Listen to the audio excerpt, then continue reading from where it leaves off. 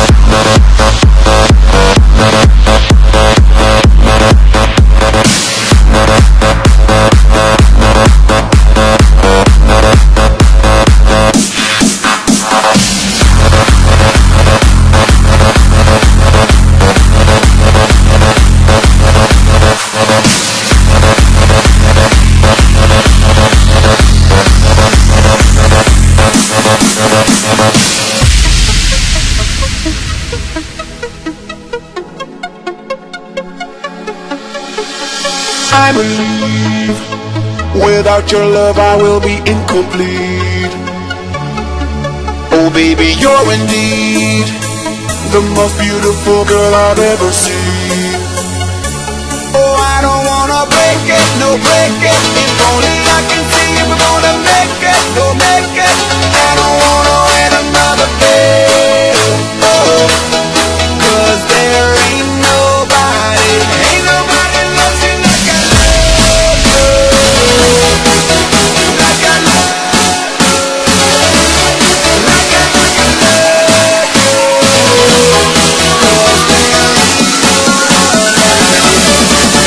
ain't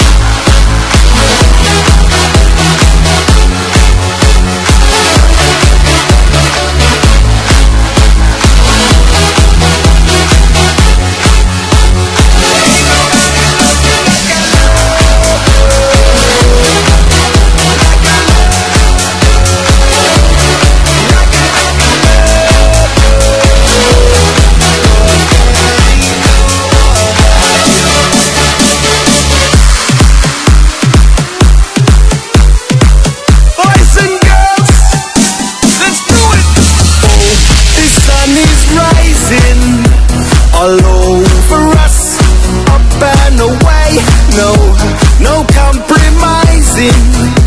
So wake up, where do we go? Why should you stay? منتخب مصر للشباب مواليد 97 في مواجهة أكاديمية ميلانو اللي بدأت تخش طبعا ضمن الأكاديميات اللي بتسمع وبدأت تطلب بالاسم كده لمواجهة الكبار. اليوم هي مواجهة منتخب مصر للشباب. على أي حال تشكيلة وتوليفة عملها لنا كلا المديرين الفنيين في هذا اللقاء تشكيلة منتخب مصر للشباب بقيادة طبعا المدرب القدير كابتن معتمد جمال. كابتن جمال فتحي هو من يقود أكاديمية ميلانو في هذا اللقاء. على أي حال ابتدت القصة، ابتدت الحكاية، ابتدت الحدوتة. أحداث 90 دقيقة أشغال كروية مصر للشباب ويقوم بتحكيمه حكمين 2 بس. لا دي مشكلة كبيرة جدا جدا. على أي حال سلامات هذا اللقاء ولسه على طول حماده يا ولد هو ده صعب قدم يسرى، يمتلك قدم يسرى متميزه اللاعب محمد جمال. كاماتشو هل يكون على طريقه كاماتشو طبعا او عبد الجليل حده نجم المنتخب المغربي السابق؟ مين ينسى طبعا منتخب مصر عيد ولا ايه؟ ده اللي هنشوف. اتحط على طول هناك في منتصف الملعب شريه، ياخد على طول احمد عبد الرحيم لمحمد امجد. الاختراق قبل الانطلاقه عايز يحطها، حطها على طول، مفيش تسلل لحمبوزو. عايز يلم، عايز يحط واحده ثاني، لازم تتحط كده داخل الشباب او سواء كان لاكاديميه ميلانو. المتعه الحقيقيه دائما وابدا هي الهدف. طبعا بيغيب كوكبه متميزه. نيمار عايز يعدي، نيمار عايز يفوت، ولكن الفاول موجود. القياده الكتابه الفنيه لمحمد عوده ان تستفيق في هذه الايام على طول واحده والثانيه داخل المنطقه، ولكن طالت هي لسه على طول يظبط ظبطت على طول ثاني، عايز يحط داخل منطقه العمليات عدى فات، ولكن في الزمان والمكان المناسب ويطلع على طول الجزار في منتصف الملعب لمحمد جمال. حماده جمال كاماتشو مخطوفه معدي نيمار عايز يفوت ولكن مخطوفه، خطف الثاني لسه عند طاهر عايز يعمل وان تاتش كده، حاطط داخل منطقه العمليات ولكن يطلع هناك عند حمبوزو ارتقاء وارتكاز فعالي. بالمناسبه حمبوزو مضى في الايام الماضيه لنادي الرجاء في الممتاز به. نتمنى في الملعب نيمار هو اللاعب اللي لفت الانظار له في هذا اللقاء حتى الان، طبعا بيغيب كوكبه متميزه من لاعبينا المتميزين. على طول نكمل بعد دقيقه اختراق قبل انطلاقه ولكن موجوده الاعاقه. الفاول على طول لمصلحه منتخب الشباب. الهدف الاول حلوه حطها حلوه نيمار، ولكن يتألق يتعمق فيها اللاعب بركات محمد عبد السلام. كمل بعد ديت داخل منطقه العمليات، خلص حط الثاني لكن كنترول تمام التمام، يخلص حمبوزو في منتصف الملعب. محمد امجد عايز يعدي محمد، عدى فات ولكن ما قطعش لسه المسافات بهذا اللقاء. حط الثاني لمحمد جمال. محمد جمال يمتلك قدم يسرى تحب امتاع واسعاد واشباع الجماهير، هذا اللاعب المتميز اللي في منتصف الملعب. اتحطت حلوه داخل منطقه العمليات. نيمار هل يلحق نيمار ولكن طالت لسه الحكم يقول بلاي، يقول نكمل يلعب لسه ولكن يطلع. يا سلام يا سامح ياخد ولكن طول الثاني وتطلع الى ضربه احمد عبدين المدرب حراس المرمى داخل المنطقه. لسه التصويبه جول هدف اول يا سلام. لسه بنقول التصويبه والحلول الفرديه هي اللي ممكن تكون الحلول الفرديه، واحد الحلول طبعا ينفذها كابتن معتمد جمال. حطها على طول لنيمار في منتصف الملعب لكن طاهر تاني. مصطفى واحده الثانيه انفراد تام. يا سيدي بتعمل ايه يا عم، بتعمل ايه يا سيدي؟ والله كانت ممكن يكون هدف ثاني وممكن للجزار في منتصف الملعب. بتبحث عن حمبوزو، مخطوفه ثاني للاعب مدحت يلعب الطوليه ولكن يخلص ثاني ويحطها بدون عنوان هناك. معديه في منتصف الملعب، عايز يعدي عايز يفوت، حط الثاني عند نيمار. الولد اللي لافت الانظار وبالشده له نيمار عايز يعدي. نيمار يا ولد والله عدى فات فتح مسافات لمصلحه منتخب الشباب. السعداوي واحده والثانيه في منتصف الملعب مع الشباب. منتخب الشباب واحده والثانيه، قطم لجوه عايز يعدي عايز يفوت لسه عند احمد ياسر يا ولد خد واحده حلوه من اللي بتعجب كده المتابعين والمشاهدين. خد واحده حلوه ولكن الفينش مش تمام التمام من اللاعب احمد ياسر ريان. طبعا يحطها واحده خد. والمدرب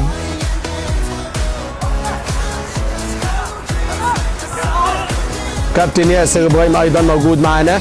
كل محمد امجد، محمد عايز يعدي، محمد عايز يفوت، خدها حلوه قطم لجوه. ولد ده مميز جدا من اصحاب المهارات العاليه لكنها مخطوفه من طاهر. يا سلام في الزمان يتعامل معاها بكل فدائيه عاليه ويتعامل معاها بثبات كده الحارس بركات محمد بتعليمات من المدرب الحراسه المتميز احمد عبدين، اللاعب السابق لنادي المنصوره واللاعب السابق لنادي حرس الحدود وطلائع الجيش، واللي طبعا بنتمنى له التوفيق كاحد المدربي الحراس المتميزين في الايام القادمه بمشيئه الله تعالى. فاول من احدى البقاع المتقدمه اكرم توفيق نجم نادي ام بي، احمد هاني نجم نادي الاسماعيلي، احمد رمضان لاعب نادي حرس الحدود، واحمد حمدي لحفوظ، كابتن علاء شاكر، كابتن مصطفى المنيري، كابتن خالد حسن، كابتن عيد سليمان. على اي حال نعود لاجواء هذا اللقاء من جديد. لسه اللقاء المتعه مش موجوده في احداثه باستثناء الهدف اللي احرز لمنتخب الشباب من تصويبه من على حدود منطقه العمليات. نيمار بالاختراقه، نيمار بانطلاقه وتصويبه. يا سلام كان ممكن يحلو الكلام، كان ممكن لكن عدى فات فتح مسافات صوب الشكل اللي شفناه ده وتطلع الى ضربه المرمى. تتلعب الطوليه جزار في منتصف الملعب. الكل يبحث عن اللاعب نيمار، لاعب متميز بيثق في امكانياته. ولا تتلعب من خلف المدافعين ولكن عمر يعني خلصوها حطوها. السعداوي كنترول تمام التمام، يحط الطوليه حطها هناك عند كريم عند احمد ريان ولكن الفاول موجود على ولكن كان ممكن عطوط حطت الطوليه ثاني لمحمد جمال. محمد جمال يحطها واحده والثانيه اتحطت ولكن مش مظبوطه ولكن في فاول لاكاديميه ميلانو في منتصف الملعب من اجل طبعا ان هي تكون تجربه متميزه لمنتخب الشباب. واحده والثانيه ويطلع على طول الى تماسيه. كان لعيبه اكاديميه ميلانو بداوا يستمعوا كده للكلام عليهم في الملعب. على طول حطوها في منتصف الملعب الطوليه لكنها مش معديه، ما تلاقيش حد خالص ويطلع تاني سامح. سعداوي يحطها حلوه حلوه حلوه حلوه حلوه لكن لسه محتاجه تقطم لجوه، محتاجه تعمل الموزه كده وتكون مالك. مصطفى فرماوي النادي الاهلي، محمود لاعب وادي دجله، محمد عبد السلام وادي دجله، عبد الرحمن مجدي لاعب الترسانه. واحده والثانيه على حدود المنطقه لمنتخب الشباب. واحده والثانيه عايز يعدي عايز يفوت قطم لجوه حط التصويبه ولكن سامح في الزمان والمكان المناسب ويطلع على تكون ثاني ولا ايه؟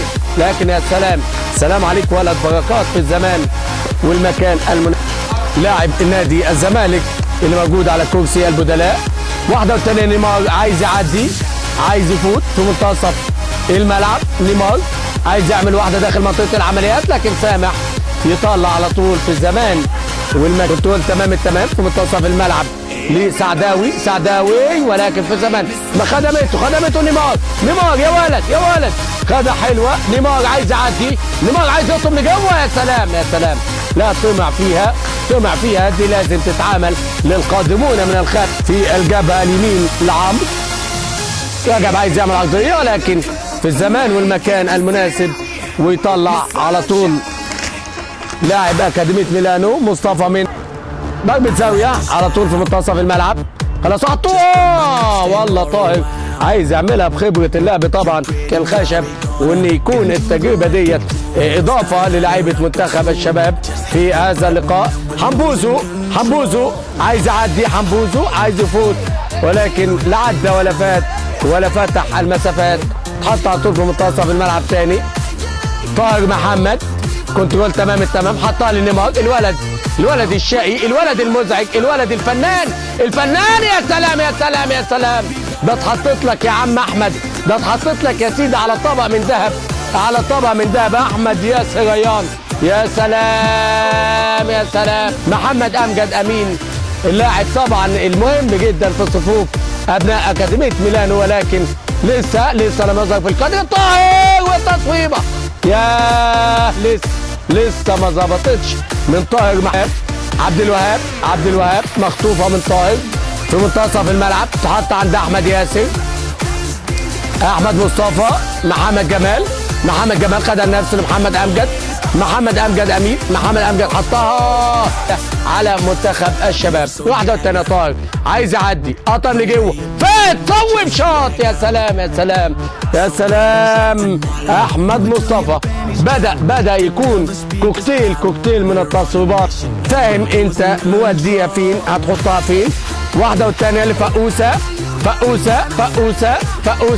لريان والتصويبه مدحت. فقوسه حط الثاني لنيمار عايز يعدي، نيمار عايز يفوت ولكن لا عدى ولا فات ولا صوب ولا شاط وتتحط. احمد عبد الرحيم لمحمد جمال. محمد كنترول تمام التمام في منتصف الملعب. محمد جمال ولكن خلصوها حطوها لعبد الوهاب لكن محمد امجد عايز يعدي، محمد امجد عايز يفوت. محمد حط الثاني لمحمد جمال. كاماتشو عبد الرحيم في منتصف الملعب بثبات يلعب الطوليه هناك لعبد الوهاب. ثانيه من استاد وملعب فندق اطلب حيث اللقاء. الهام والمرتقب الذي يجمع بين منتخب الشباب. احمد عبد الرحيم عايز يصوب، عايز يشوط، ولكن التصويبه مش تمام. اسمه ايه؟ ها؟ مين؟ منديلا. بعض اللعيبه اللي طلعوا وبدا ينزل بعض اللعيبه في اكاديميه ميلانو. ايضا كابتن معتمد جمال عمل تشكيله بطلوع عطوطه اتحط الطوليه لميلانو داخل منطقه العمليات. متابعه لكن في الزمان والمكان على طول الحارس في الزمان والمكان المناسب عمر وائل، ويطلع على طول في منتصف الملعب. حطوها خلصوها على طول لمحمد عبد السلام. عبد السلام يلعب الطوليه ولكن في الزمان والمكان المناسب، ويطلع على طول مصطفى منعم عبد الرحيم لكن مقطوعه في منتصف الملعب. واحده والثانيه لعبد السلام. بدا يلعب منتخب الشباب بثقه زياده، بدا يلعبوا تيكي تاكا، لمسه ولعبه على طول احمد عبد الرحيم، كنترول تمام التمام. بدا اكاديميه ميلانو تتماسك في منتصف الملعب. محمد امجد امين خلصوها حطوها على طول واحده والثانيه لكن اتخطفت. تجيبها تاني سامح يعمل الوان تاتش على طول هناك للاعب مانديلا اللاعب البديل. والله لاعب كده نتمنى له من اللعيبه الافارقه المتميزين في هذا اللقاء. مانديلا كنترول تمام التمام، يدوس على كورته، قطم حلو، بدا يتماسك قد كميه ميلانو. مانديلا عايز يطلب لجوه لكنها مخطوفه، وكان طبعا كابتن معتمد جمال هيعتمد ان هو بعض لعيبه اكاديميه ميلانو من اصحاب البشره السمراء في هذا. واحده والثانيه لعبد السلام لمجدي عبد الرحمن عبد السلام عبد السلام فات داخل منطقه العمليات، ولكن الحكم يقول بلاي، يقول لك كمل العب ما فيش فيها حاجه. مصطفى منعم يحط الطوليه لمانديلا كنترول تمام التمام، عايز يعدي عايز يفوت ولكن فات الميعاد. حطها مظهر اللي استغلها كابتن معتمد جمال. طارق محمد طارق صوب ايه لسه ايه. يا سلام كان ممكن والله يحلو الكلام، لكن استغل سرعته الفائقه اللاعب في هذا اللقاء. حطها سامح يطلع هتقول واحده والثانيه داخل المنطقه تصوب الثاني جول. يا سلام هدف خامس على طول لمصلحه منتخب الشباب داخل الشباك. يا سلام تبديل بنزول مصطفى محمود. مانديلا في منتصف الملعب يلعب واحده هناك على طول، عايز يعمل وان تاتش، عايز يحط داخل الشباك ولكن في احضان الحارس مصطفى. تماسيه تتلعب على طول من مصطفى داخل منطقه العمليات. بتعمل ايه يا عم؟ بتعمل ايه يا سيدي؟ منتصف الملعب لعلي حسن لفرماوي، مخطوفه لعبد الوهاب عايز يعدي، عبد الوهاب عايز يفوت، قطم لجوه. حلوه على طول من مصطفى، من اللاعب محمد مصطفى محمد ولا عبد الرحمن مجدي داخل المنطقه. جول عالمي. يا سلام ده عالمي والله. يا سلام بالفعل منتخب الشباب يعزف اجمل الالحان في هذه اللقطه. احد اللاعبين السابقين المتميزين وكاحد المديرين الفنيين، نجم النادي الاهلي القادم، ابن طبعا مدينه الدهليه وتحديدا قريه البجلات محافظه الدهليه مركز مدينه النصر. عايز يعدي عايز يحط التصويبه، حطها ثاني، جابوها على طول هناك لعلي حسن، حط الثاني عبد الرحمن مجدي. عبد الرحمن عايز يعدي عايز يفوت ولكن مانديلا في الزمان والمكان. واحده والثانيه رجب محمود، عمرو صاحب الهدف الافتتاحي في هذا. مجدي عايز يطلب لجوه عبد السلام، قطم لجوه، حطها على حدود منطقه العمليات. محتاجه المسانده من محمود مرعي. والله القائم والعارضة اللي انضمت لحزب المعارضة لمصلحة منتخب الشباب تقول في ربط كده في الملعب، ما يهمش النتيجة. انت بتلاعب الفي اي بي في كرة القدم المصرية عبد محمد محمود داخل مصر، ولكن طالب في منتصف الملعب. حمبوزو مقاتل كده في منتصف ملعب اكاديمية ميلانو، خد نفسه حلوة والله، خد كوع كده والله حكم اللقاء. وكأن حمبوزو حسدناك ولا ايه يا عم حمبوزو؟